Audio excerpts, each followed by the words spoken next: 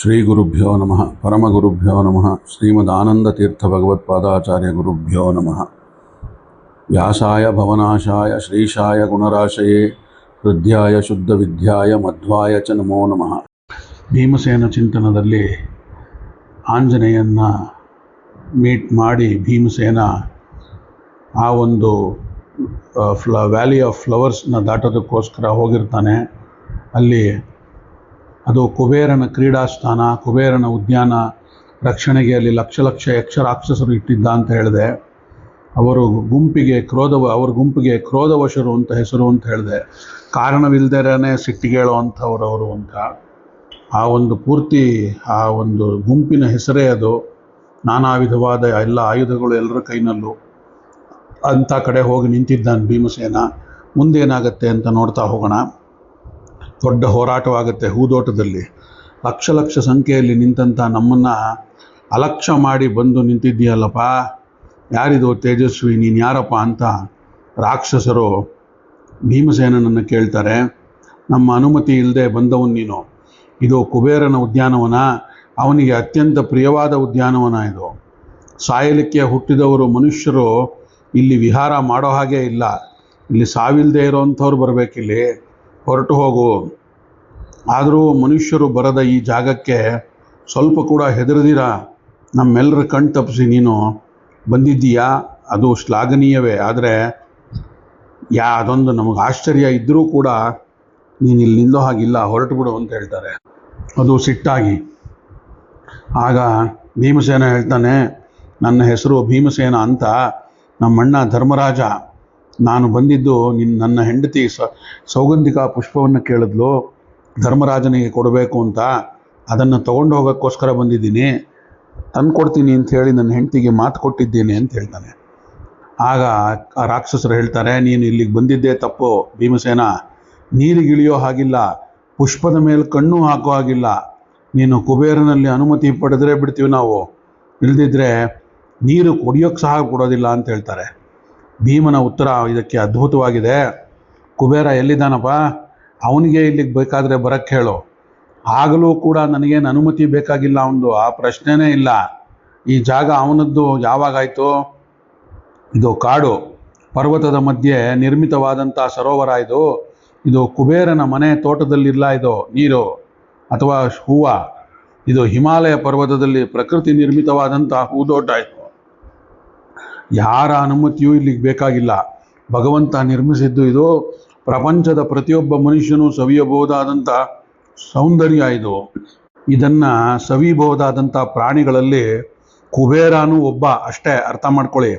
ದೇವರ ಮಕ್ಕಳಿಗೆ ಎಲ್ರಿಗೂ ಹಕ್ಕಿದೆ ಇಲ್ಲಿ, ಸರ್ವರಿಗೂ ಸಂದದ್ದಿದು, ಕುಬೇರನ ಸ್ವತ್ತಲ್ಲ. ಹೀಗೆ ಹೇಳಿ ಅವರನ್ನು ಲೆಕ್ಕಕ್ಕೆ ತಗೊಳ್ದಿರ ಭೀಮಸೇನ ನೀರಿಗೆ ಇಳಿದೇ ಬಿಡ್ತಾನೆ.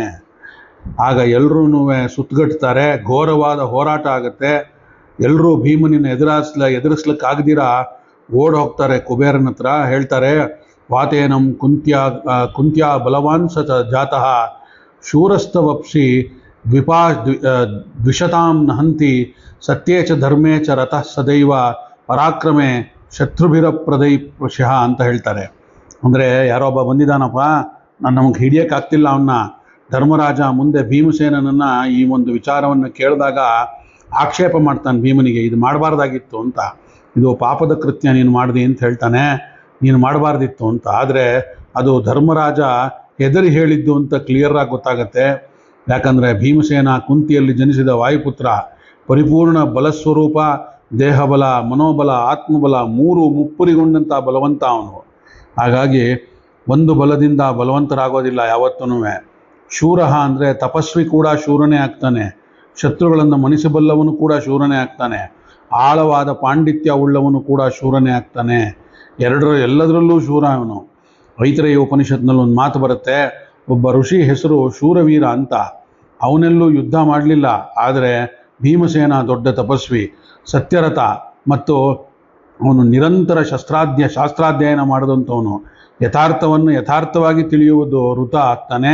ಇದನ್ನು ಮಾಡೋರು ಬಹಳ ಕಡಿಮೆ, ಇದ್ದದ್ದನ್ನು ಇದ್ದ ಹಾಗೆ ಮಾಡೋದು ಸತ್ಯ. ವೃತದಿಂದ ಸತ್ಯ ತಿಳಿದಂತೆ ನಡೆಯುವಂಥದ್ದು, ಅರಿವಿನ ಯಥಾರ್ಥತೆ ವೃತ ಆಗ್ತಾನೆ. ಸತ್ಯವನ್ನು ಆಡೋದು ದೊಡ್ಡ ತಪಸ್ಸು ಅದು ಕೂಡ.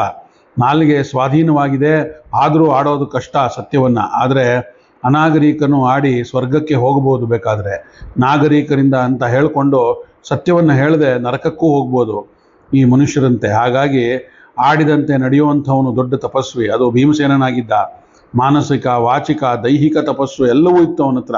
ಶಾಸ್ತ್ರಶ್ರವಣ, ಮನನ, ನಿಧಿಧ್ಯಾಸನ, ಬಹುದೊಡ್ಡ ತಪಸ್ವಿ ಭೀಮಸೇನ. ಅಂಥ ತಪಸ್ಸು ಭೀಮಸೇನದಲ್ಲಿ ಪೂರ್ಣ ಪ್ರಮಾಣದಲ್ಲಿತ್ತು ಅಂತ. ಭೀ ಪ್ಲಸ್ ಮಾ ಅಂತ ಪದಚ್ಛೇದ ಇದಕ್ಕೆ. ಹೆದರಿಸುವವನೂ ಭೀಮನೇ, ಹೆದರಿಕೆಯನ್ನು ಪರಿಹಾರ ಮಾಡುವವನು ಭೀಮನೇ. ಅಂಡರ್ಲೈನ್ ಮಾಡ್ಕೋಬೇಕು. ಯಾರು ಎಲ್ಲ ಪ್ರಮಾಣಗಳನ್ನು ಧರಿಸಿದವನೋ ಅವನು ಭೀಮ.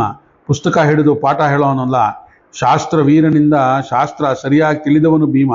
ಶಾಸ್ತ್ರ ಶೂರ ಅಂದರೆ ತಾನು ತಿಳಿದಿದ್ದನ್ನು ಇನ್ನೊಬ್ಬನಿಗೆ ಮನವರಿಕೆಯಾಗುವಂತೆ ಹೇಳಿ ಅವರನ್ನು ಪರಿವರ್ತನೆ ಮಾಡುವಂಥವನು ಭೀಮ. ಅಸತ್ಯದ ದಾರಿಯಲ್ಲಿ ನಡೆಯುವಂಥವನಲ್ಲ ಅವನು ಯಾವತ್ತೂ. ಶುದ್ಧೇ ಭಾಗವತೇ ಧರ್ಮೇ ನಿರತೋಸೌ ವೃಕೋದರಃ ಅಂತ ಮಹಾಭಾರತ ಹೇಳುತ್ತೆ. ಅಂದರೆ ಯಾವತ್ತೂ ಭಾಗವತ ಧರ್ಮವನ್ನು ಬಿಟ್ಟು ನಡೆದವನಲ್ಲ ಭೀಮಸೇನ. ವೃಕೋದರ ಅಂತ ಅವನಿಗೆ ಹೆಸರು. ತೋಳದಂತೆ ಸಣ್ಣ ಹೊಟ್ಟೆ ಅಂದಂಥವನು. ಎಷ್ಟು ದಿನಗಳ ಕಾಲ ಬೇಕಾದರೂ ಉಪವಾಸ ಇರೋವಂಥವನು, ಆದರೆ ಎಷ್ಟನ್ನು ಕೊಟ್ಟರೂ ತಿಂದು ಮುಗಿಸೋ ಅಂಥವನು. ವಾಯುದೇವರ 2 ರೂಪಗಳು.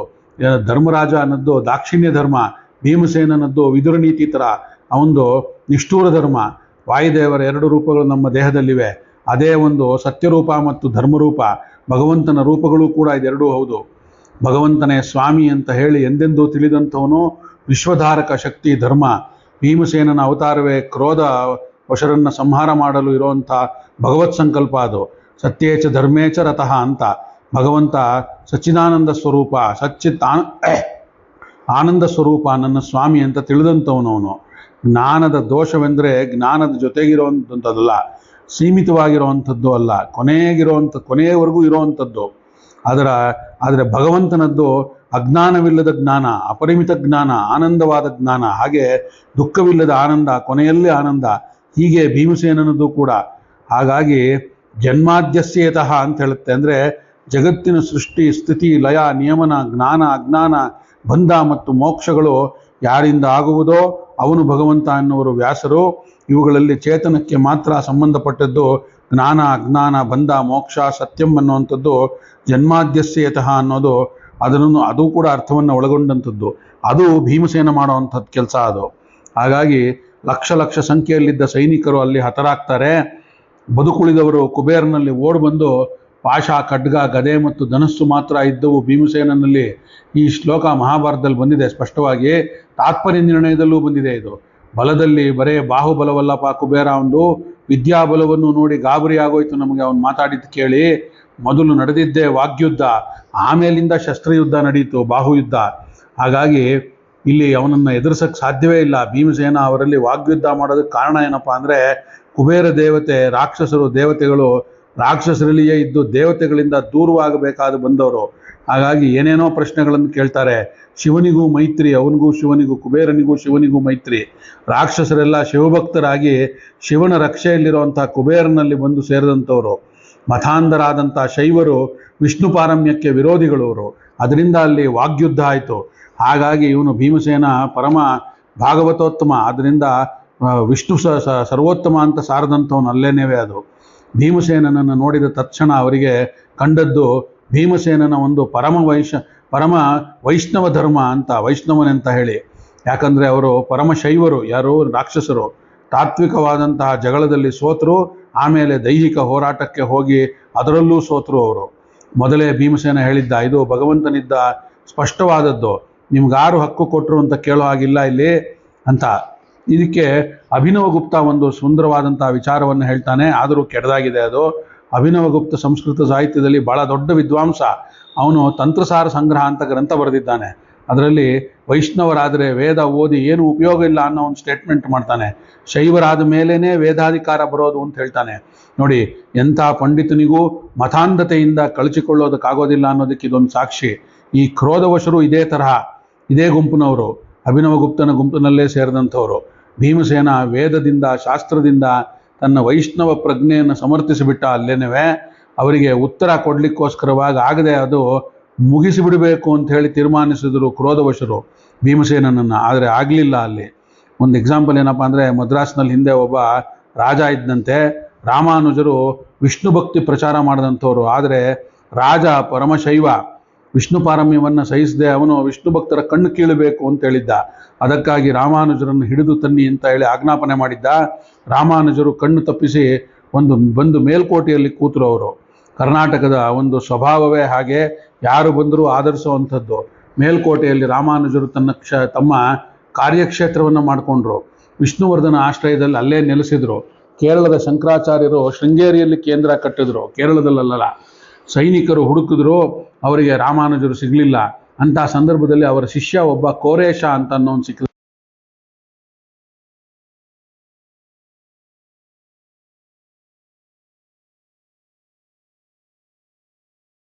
ಆಗ ಅದನ್ನು ನೋಡಿದಂಥವ್ರು ಕರ್ಕೊಂಡು ಬಾ ಇಲ್ಲಿ ಅಂಥೇಳಿ ಅವ್ನು ಕಣ್ಣು ಕೀಳು ಅಂಥೇಳಿ ಕಣ್ಣು ಕೀಳ್ಸಿದ್ರು ಅವನನ್ನು. ಆಗ ಅವನ ಕಣ್ಣು ಕಿತ್ತ ಮೇಲೆ ರಾಮಾನುಜರು ಅದನ್ನು ತಿಳಿದ ತಕ್ಷಣ ಓಡಿ ಬಂದರು. ಏನಪ್ಪ ಇದು, ನನಗೋಸ್ಕರ ಕಣ್ಣು ಕೊಟ್ಟುಬಿಟ್ಟಿಲ್ಲಪ್ಪ ನೀನು ಅಂಥೇಳಿ. ಆಗ ನೀವು ನನಗೆ ಒಳಗಣ್ಣನ್ನು ತೆರೆಸಿದ್ರಿ ರಾಮಾನುಜಾಚಾರ್ಯರೇ, ನನಗೆ ಈ ಹೊರಗಣ್ಣು ಹೋದರೂ ಏನು ತೊಂದರೆ ಇಲ್ಲ ಅಂತ ಹೇಳ್ತಾರೆ ಕೋರೇಶರು. ಇದು ಇತಿಹಾಸದಲ್ಲಿ ದಾಖಲಾದಂಥ ವಿಷಯ. ಯಾಕಿದನ್ನು ಹೇಳಿದೆ ಅಂದರೆ, ಶೈವರ ಮತಾಂಧತೆ ಎಷ್ಟಿತ್ತು ಆ ಕಾಲದಲ್ಲಿ ಅನ್ನೋದನ್ನು ತೋರಿಸೋದಕ್ಕೋಸ್ಕರ. ಕ್ರೋಧವಶರಾದಂಥ ರಾಕ್ಷಸರು ಪೂರ್ಣವಾಗಿ ಭೀಮಸೇನನಿಂದ ಹತರಾದರು. ಅಳಿದುಳಿದವರು ಭಯಂಕರ ಮನುಷ್ಯ ಬಂದಿದ್ದಾನಪ್ಪ, ಪಾಂಡುವಿನ ಮಗ ಅಂತವನು, ಭೀಮ ಅಂತೆ ಅವನು, ಸರೋವರದ ಸೌಗಂಧಿಕ ಪುಷ್ಪವನ್ನು ಕೊಂಡೊಯ್ದಕ್ಕೋಸ್ಕರ ಬಂದಿದ್ದಾನೆ ಅಂತ ಕುಬೇರನಿಗೆ ವರದಿ ಕೊಡ್ತಾರೆ. ಆರಾಮಾಗಿ ಸರೋವರಕ್ಕಿಳಿದ ಭೀಮಸೇನ ಸ್ನಾನ ಮಾಡಿ ನೀರು ಕುಡಿದು ತನ್ನ ಮನಸ್ಸಿಗೆ ಸಾಕನ್ನುವಷ್ಟು ಹೂ ಕಿತ್ತನಂತೆ. ಅದಾದ ಮೇಲೆ ಭೀಮಸೇನ ಬೇಕಾದಷ್ಟು ಹೂವನ್ನು ಹಿಡಿದುಕೊಂಡು ಹೋಗಲಿ, ನಮ್ಮದೇನು ಹೋಯ್ತು ಅಂಥೇಳಿ ಇವನು ಕುಬೇರ ಹೇಳ್ತಾನಲ್ಲಿ, ದ್ರೌಪದಿಗೋಸ್ಕರ ಹೂವನ್ನು ಕೊಂಡೊಯ್ತಿದ್ದಾನೆ, ಎಷ್ಟು ಬೇಕಾದರೂ ತೊಗೊಂಡೋಗ್ಲಿ, ಸುಮ್ಮನಿರಿ ಅಂತಾನೆ ಕುಬೇರ. ಇಷ್ಟಾಗುವತ್ತ ಯಾವಾಗ ಧರ್ಮರಾಜ, ಘಟೋದ್ಗಜ ಮುಂತಾದವರು ಭೀಮಸೇನ ಎಲ್ಲಿ ಅಂತ ಹುಡುಕಾಡ್ದಂತ ಇರ್ತಾರೆ. ಅಲ್ಲಿ ಉತ್ಪಾತಗಳಾಗಲು ಪ್ರಾರಂಭ ಆಗುತ್ತೆ. ಬಿರುಗಾಳಿ ಬೀಸುತ್ತೆ ಹಿಮಾಲಯ ತಪ್ಪಲಲ್ಲಿ. ಗಾಳಿ ಬೀಸದಂತೆ ನಮ್ಮ ಗಾಳಿಯ ಮಗ ಅಂದರೆ ವಾಯುಪುತ್ರ ಎಲ್ಲೋದ್ನಪ್ಪ ಅನ್ನೋ ಚಿಂತೆ ಎಲ್ರಿಗೂ.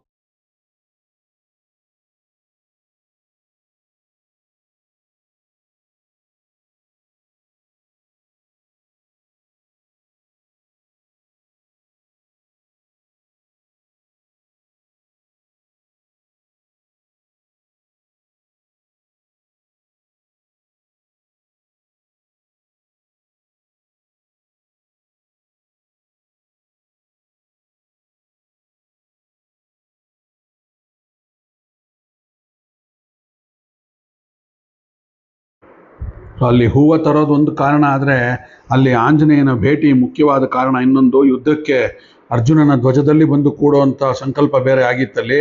ಅಲ್ಲಿಂದ ಮುಂದೆ ಹೂವನ್ನು ತಂದು ಮತ್ತೆ ಕೊಡ್ತಾನೆ ಅಲ್ಲಿಗೆ. ಅಲ್ಲಿಂದ ಮುಂದೆ ಏನಾಯಿತು ಅನ್ನೋದನ್ನು ನಾಳೆ ದಿನ ಸಿಕ್ಕಾಗ ನೋಡೋಣಂತೆ.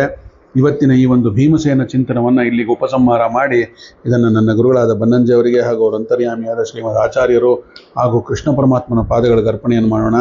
ಶ್ರೀ ಕೃಷ್ಣಾರ್ಪಣಮಸ್ತು. ಸರ್ವೇ ಸಜ್ಜನ ಸುಖಿನೋ ಭವಂತು.